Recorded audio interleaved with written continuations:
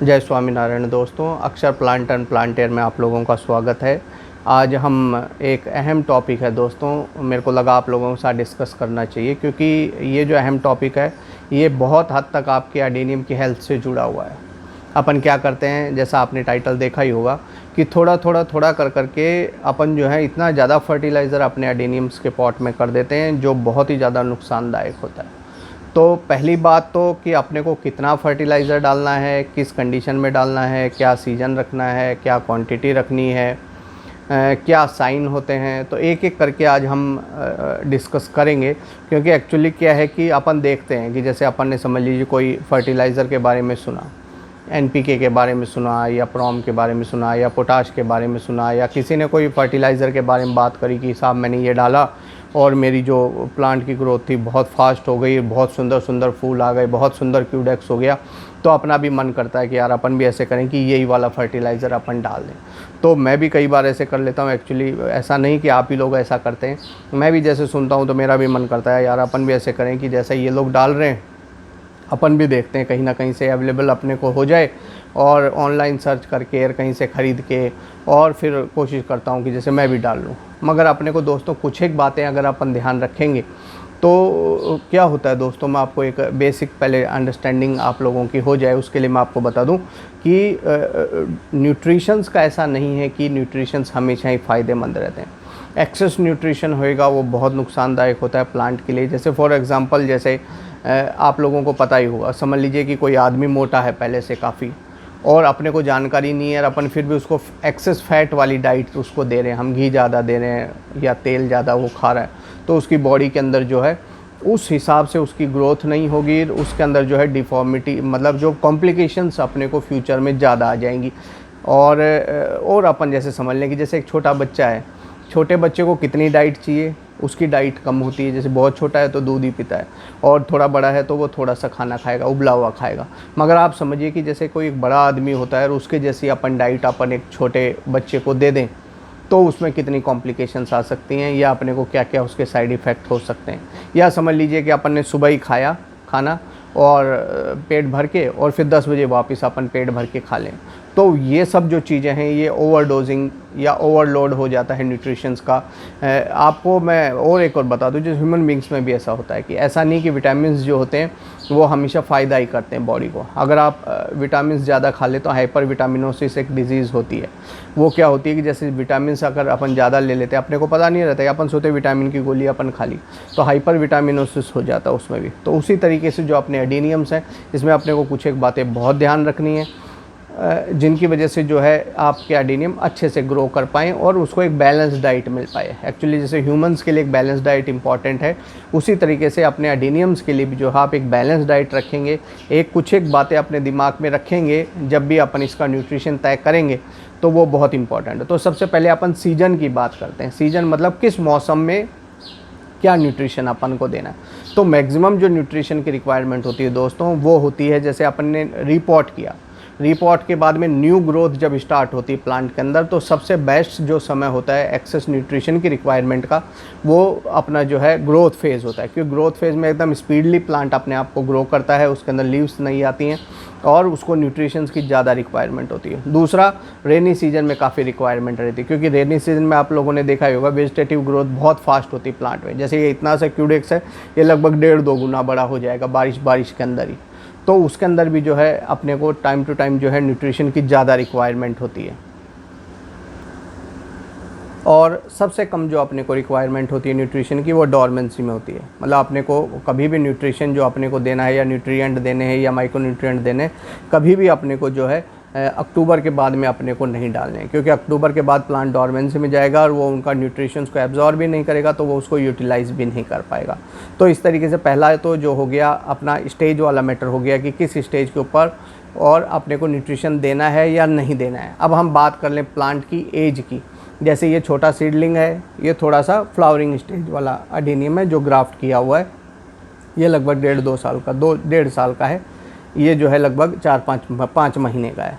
तो इस हिसाब से जो होता है कि इनकी जो रिक्वायरमेंट है वो भी अलग अलग होती है। ये अपने को थोड़ा सा समझने वाली क्या बात है दोस्तों, मैं आपको बता दूं कि जैसे छोटे सीडलिंग होते हैं, छोटे सीडलिंग मतलब शुरुआती जो समय होता है उस टाइम पे तो अपने को जैसे 3 महीने तक का अगर अपना प्लांट है तो उसमें अपने को न्यूट्रिशन देना ही नहीं है ऊपर से, सिर्फ वर्मी कंपोस्ट आप देंगे तो भी जो है प्लांट अपनी न्यूट्रिशन की रिक्वायरमेंट को कंप्लीट कर लेता है 3 महीने तक।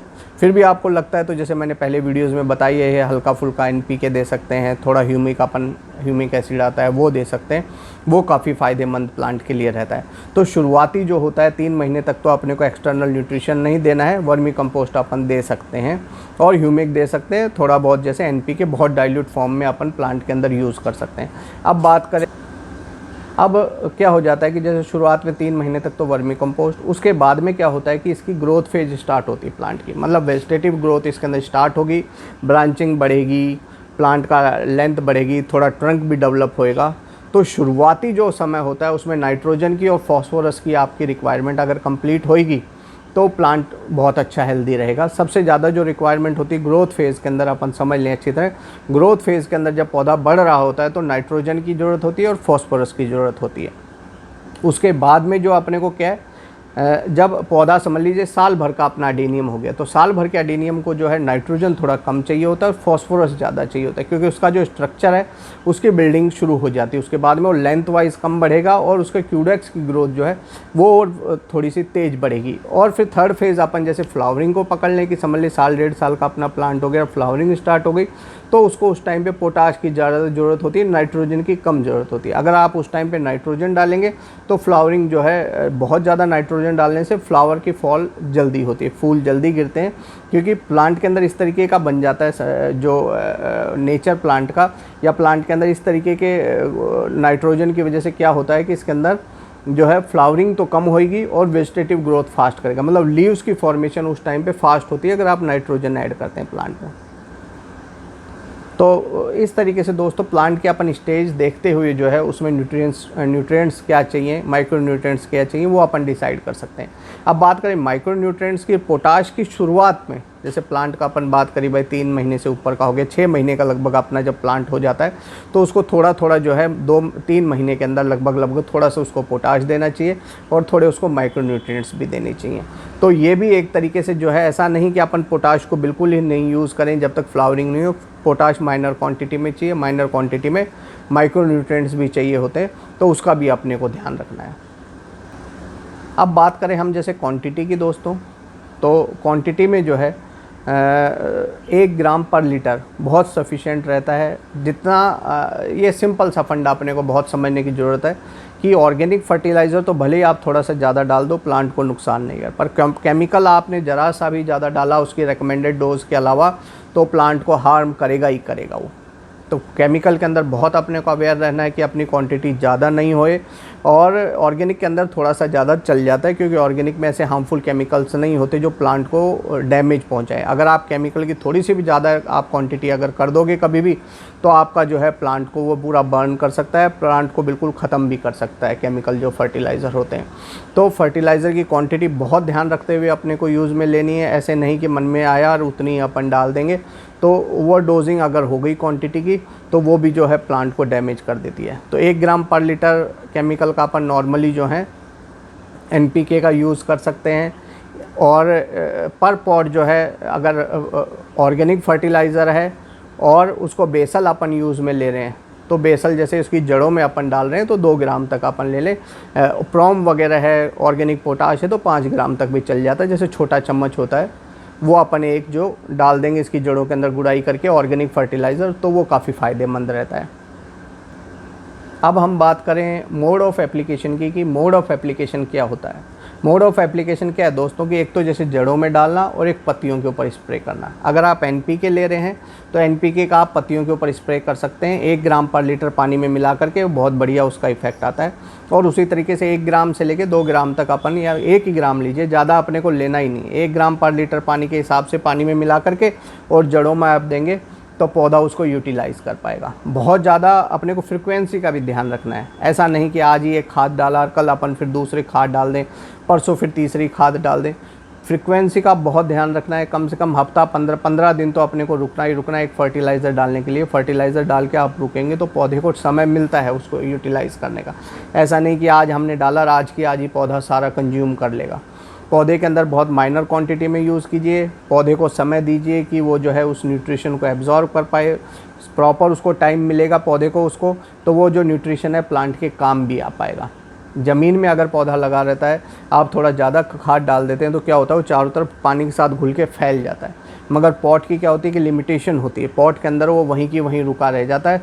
और जो है उसकी अगर वो ड्रेंचिंग हो गई, मतलब आपने कभी गलती से डाल भी दिया, तो अपन क्या कर सकते हैं दोस्तों, इसको फुल अपने को पानी का भर देना है।